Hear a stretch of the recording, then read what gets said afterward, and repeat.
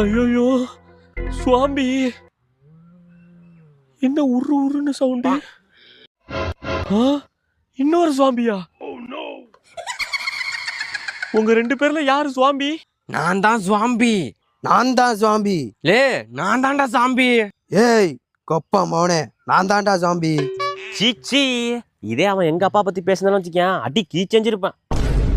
உண்மையாதான், நீ வேஸ்ட். சீச்சி சீச்சி சீச்சி சீச்சி.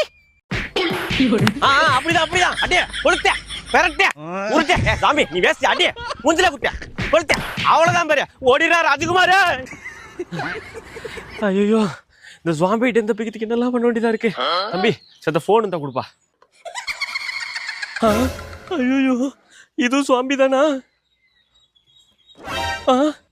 என்ன நம்ம பண்றதே பண்ணுது.